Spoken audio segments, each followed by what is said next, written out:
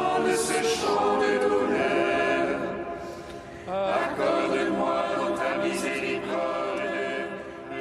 Quels seront les premiers accents de ce chant de deuil? Interroge la première ode, avant de supplier « Accorde-moi, ô Christ, dans ta miséricorde, le pardon de mes péchés ». Le deuil que porte ainsi l'homme n'est pas seulement celui de sa propre vie, mortel en sa chair et assailli de tentations qui mettent en péril son âme immortelle. Le deuil renvoie à une nostalgie plus profonde, inaperçue, qui pointe tous les fils d'Adam.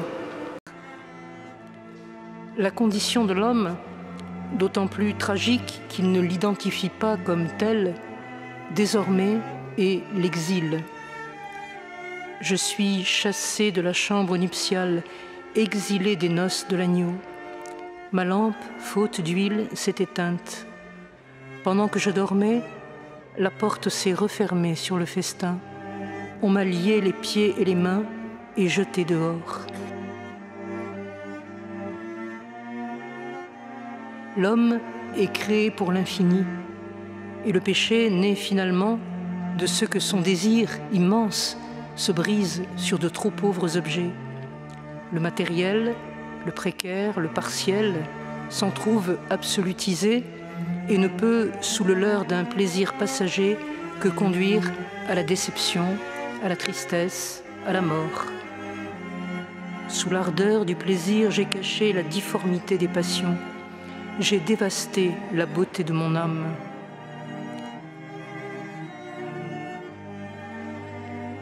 Les larmes, si elles échappent à l'amertume, si elles ne versent pas dans le désespoir qui alimente la haine du monde et de Dieu et finalement de soi-même, nous ouvrent à la miséricorde.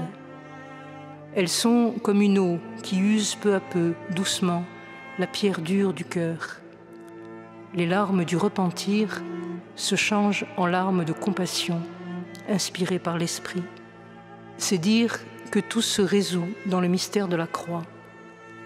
Au calvaire, le Sauveur rouvre le paradis et fait de son corps la source des sacrements qui guérissent l'homme égaré, rendent la vie aux enténébrés, désaltèrent les assoiffés. C'est au cœur de la terre que le Créateur vint nous sauver.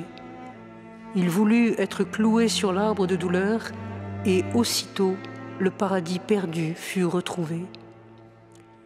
Que le sang et l'eau qui jaillirent de ton flanc transpercé soient pour moi un bain baptismal, un breuvage de rédemption.